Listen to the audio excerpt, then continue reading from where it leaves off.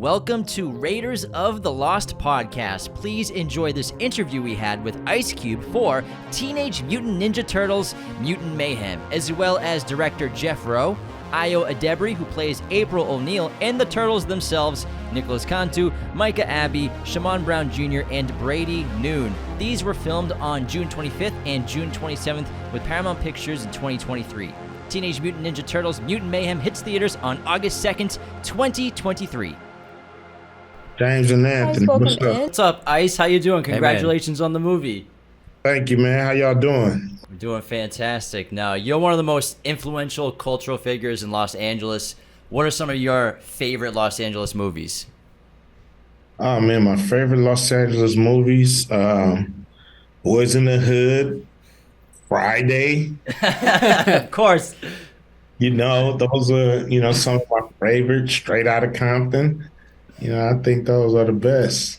We had Friday on as kids. We wore that VHS out, so thanks for bringing a lot of laughter to our home. Yeah, that's right. People love Friday. What's your favorite film of your career that you're most proud of, more than any other film? If you had to be like, this is the film that represents me as an artist, which one is that? Wow, I would probably have to say Friday because it's really how we view our life in South Central LA. A lot of, Boys in the Hood was another way to look at how we grew up. But Friday kind of is us having fun with it. We had fun with the neighborhood, even though it was a tough place at times. But it wasn't tough all the time, man. And there's a lot of laughs, just as many laughs in the neighborhood as there is cries. And so, showing that aspect of LA after, Boys in the Hood, Menace to Society, Colors, all these movies showed that we lived in this, hellhole. But we had a lot of fun growing up, and I wanted to show that in Friday. So I'm proud of it, because it most represents the LA that I know. Love to hear. Now, Mutant Mayhem, is this maybe your first voice acting role in your career? And you seriously killed it as Superfly. Now, what do you enjoy about the experience of just voice acting versus being on camera as well? Well, this is actually like my third time doing it. I did a movie called Book of Life. I played the candle maker, and then I just did something called What the Funk. So it's great because you can, there's no boundaries. There's no limitations. Anything you do can physically, or anything you say can physically be done, with the work of a great artist. So you have so much freedom to be whatever, say whatever, and kind of do whatever, and then make it work and make it fit. So it's a lot of freedom in that. It's kind of like, if I say something funny, I know that they're gonna make it feel funny in the movie. Sometimes when you're acting and you say something funny, you never know if it's gonna hit or not. But in animation, you can get it perfect. Love that. Now, this film has a lot of great themes about fatherhood, and you're a father, so especially the idea of not being so hard on your kids that you end up pushing them away. So as a father, did that resonate with you when you read the script at first? Yeah, reading the script, not only Splinter and the Ninja Turtles, but, Superfly is dealing with the loss of his father.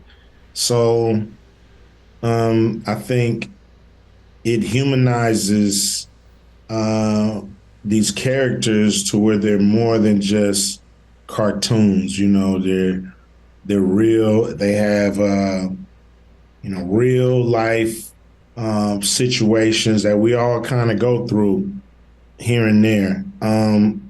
So I thought that's what's great about the movie. You look at Splinter.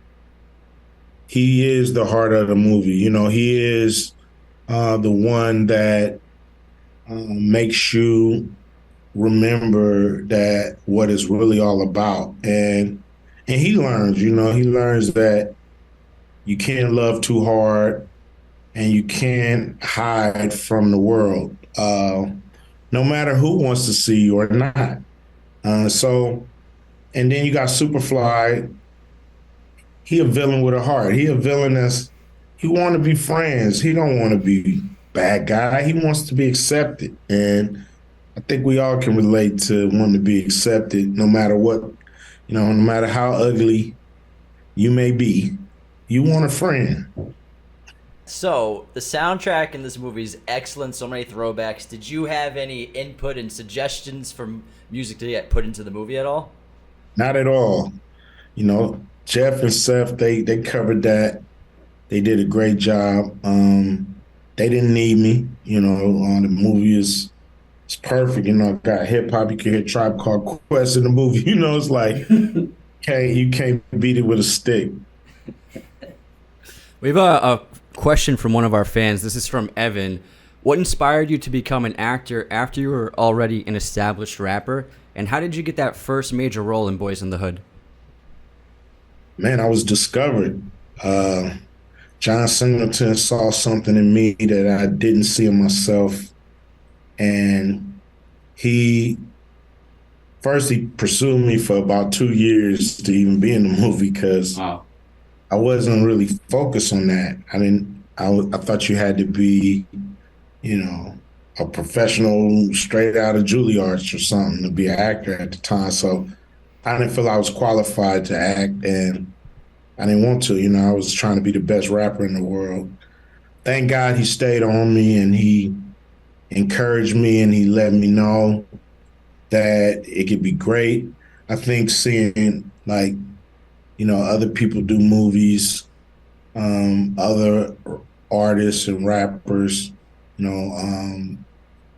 I gave it a shot, and it all worked out, and I'm glad, and I'm thankful to John Singleton, rest in peace, for helping me kind of, expand my career, expand my fan base, and show people more of my talents.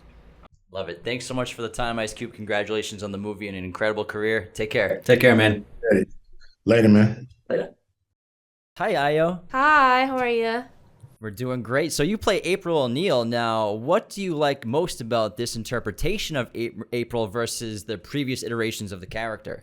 I love that she is a teenage girl, and I feel like she is not completely cool and together. She's definitely a little bit of a mess and definitely has a journey of growth to go on in her self-confidence and in her friendship with the turtles as well.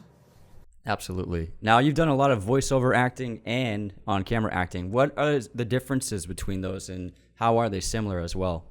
I think, with both of them, I think, take a lot of preparation. I feel like there's this misconception that it's voiceover, I get to show up in my PJs and do whatever I want, and it's not true at all. It takes a lot of work, and you're sort of conjuring this world where with, on-camera acting, you have costume, you have props, you have these things that can help you get into the space. You have other actors, but a lot of times with VO, that's not really the case. But with this project, we got to do some group records, so that was really fun and a new thing for me, even with the VO work that I've done. So that was exciting and new. I sort of didn't answer in same and different. I sort of did new and old, which is interesting, that I just completely chose to reinterpret your question. It's still a great answer. Well, thanks. Try my best. Now, who is your favorite turtle and why? And also, if you were a Ninja Turtle, what would your weapon be? Okay, really good. So, favorite turtle historically, I would say, is Michelangelo. Just the person who thinks that they're funny. And my first skateboard, it was a Mikey deck. And if I was a turtle, I think that I would love, in Kill Bill, the thing that Go-Go has, with the chains and the balls and the spike. Yeah, I would want that. That's an awesome weapon. Great. But I would That's want some sort excellent of safety button, just to prevent what happened. Well, you'd have the turtle shell, so you could just deflect it with that. Good. I like this as a community exercise. This is nice. Yeah. Now, you're having a really big year with this and The Bear having its second season just coming out. Congratulations on that show as well. What's it been like with all this acclaim and attention and lots of love for that show? And I'm sure people will end up loving this film once it comes out. Thank you. I mean, I just feel really lucky to just be a part of stuff that people are watching, and to be working on something that and multiple things that I really just love and I'm having fun doing. But I think I've been lucky this year. We were filming and, now we're doing press to keep busy. So I feel like I'm just trying to stay busy as much as I can to not think about things, if that makes sense, just to keep doing them. I'm sure it can be a lot for sure. It's honestly all right. I don't know. It's okay. The more the better. You're killing it. It's been a great couple of years for you. Now, what would you like to see in a potential sequel to Mutant Mayhem? Ooh, you know what? I got excited by that weapons question. So maybe April takes a self-defense class or takes like a taekwondo class or something. Like she learns a little one too. You know what I mean? Would love that. Love it. Well, thank you so much for chatting with us. We love the film. Congratulations on this and everything else you have going on. Thank you. It was so awesome to chat with you, Io. Oh, Take care. I appreciate it. Bye, guys. Thank you. Hello, James and Anthony. Welcome. Hey, Jeff. Thanks for talking to us today. We loved the movie. We checked it out last week. Congratulations. Oh, awesome. Thank you. So we grew up watching TMNT. We wore out the VHSs of those first few live action films. Were you a huge fan of this franchise growing up, and was this a dream project for you when you got the job? Absolutely. It was the Ninja Turtles were my everything. Like especially the live action movies, especially Secret of the Ooze, like remembering Toka and Razar and the weird suits and costumes that they had, Shredder, Super Shredder, and also just like so much of that exists. There was the movie, but so much of my relationship existed with the toys from those films and having those and the hours I would spend in my room playing with them and it was like the first thing I ever really loved in my life. Same with us. I was always Raphael. He was always Leonardo, and we loved leader. The leader. So animation, it's building such a huge reputation the last few years in cinema. Finally, what does animation mean to you as an art form for film, and why is it so important to film history going forward in the past? That's a great question. I mean, I think animation has been around a long time. If you go back to Gertie the Dinosaur and Winsor McKay, like the idea of sequential images, they exist together, but for so long it's been kind of relegated, at least in the West, to this like children's thing. And when I was a kid, I very much loved the animation that didn't necessarily feel like it was made for me. Like, Hey Arnold was for kids, but it was about real characters in the real world, and it felt relatable. And I remember loving that. And then I remember discovering anime when I was in my teens and like just watching Dragon Ball Z and Gundam Wing and just being like, oh, this isn't necessarily made for kids. It feels like it's aiming at an older audience and not feeling talked down to about that. And that doesn't really answer your question, but I think it's important because animation is limitlessly imaginative.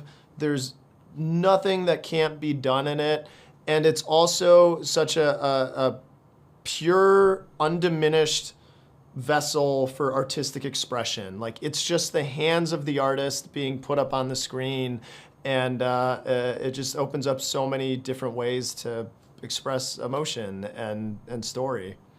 Love that. There are so many iterations of the Ninja Turtles, whether it be the other movies, TV shows, video games, but this one was strikingly different. What was your team and yours goal with trying to make this different from any other version of TMNT? We wanted to do two things. One, we wanted it to be relatable. We wanted them to feel like real teenagers and like you and your friends when you were that age, or if you're a teenager, like your friends now. And then we also wanted it to be emotional. We wanted people to like care about the characters and care about the relationships and just try to really dimensionalize them in a way that they haven't fully been expressed before. Yeah. All right. Well, thanks so much, Jeff Rowe, director of Teenage Mutant Ninja Turtles Mutant Mayhem. That's all the time we have for today. Congratulations on the film, and thanks for chatting with us. Take care, man. Thank you so much. Have a good one. And we have all the boys here What's together. up, fellas? How we doing? How's it going? What's up? All right, so in the movie, you're all making fun of Leonardo and his lack of Riz. Of the four of you, who has the most Riz? All right, Shamon's got it. Shamon's got the most riz. That's what it Love is. it. Now, this movie has a lot of like contemporary stuff, especially about being a modern teen. Did it accurately capture like what life is like as a teen, using social media, all sorts of new slang terms that I'm still learning? I think so because a lot of times in these movies we really talk about how they're heroes and they don't really go through like the teenage phase of trying to fit in and finding themselves and trying to be themselves at the same time and finding their own groups. And this movie really shows it. And they really do act like teenagers because we improvised a lot of the scenes and we added our own like little slang words or our own inside jokes. And I feel like it really portrays like it really gives off the teenage vibe. I love that. It's so cool. Now, were you guys able to record in the studio together for the most part, or separately? What was the situation like? Yeah. Well, for us, we kind of figured out early on in the recording process that ensemble was the way that we were gonna shoot it. We got just the most realism and us talking over each other, and that what you hear in the movie, that's like how it sounds like we're all just like in one room, because we literally are. We're all in one room recording. For a majority of the movie, the last 2.5 years, we've been just like together in the studio, except for like little pickups where we'd have to do solos, but majority of the time we're together. So we grew up watching the old movies on VHS, and I was always a fan of Leo, and James was always a fan of Raph. Raphael, it's my guy. Who was your turtle growing up? Like, who was your favorite before you got cast? Ooh, man. I would always bounce between them. I really liked Leo because my favorite color was blue. And then I really liked Donnie because he was so intelligent. And then I also liked Mikey because he was so funny. And I also liked Raph because he was awesome and he was What like a great beating up the most non-answer. guys. Like, I don't know, it's hard to choose, but do you guys have like specifics? Yeah, I think my favorite was like Leo, just because like he was the leader, and because my favorite color is blue. Okay, see, but if Mikey was blue, then it would have just been Mikey. So yeah. Yeah, for me, I kind of bounce back and forth between Raphael and Leonardo. Like in fourth grade, there's a photo of me in a Raphael costume for Halloween, which is pretty ironic because fast forward now I'm Raph. but I always had like Leo swords, and I was always trying to be the leader out of my siblings. So. Love to hear it. Do you guys have like a Ninja Turtle group chat, a text, and do you have it named something specific like that? We do. We don't have a silly name though. It's just TMNT. Well, we on our Instagram group chat we have Gogurt. Oh yeah, Gogurt. Yeah. Yeah, we're the Gogurt Turds on Instagram. We're the DM. Gogurt turds.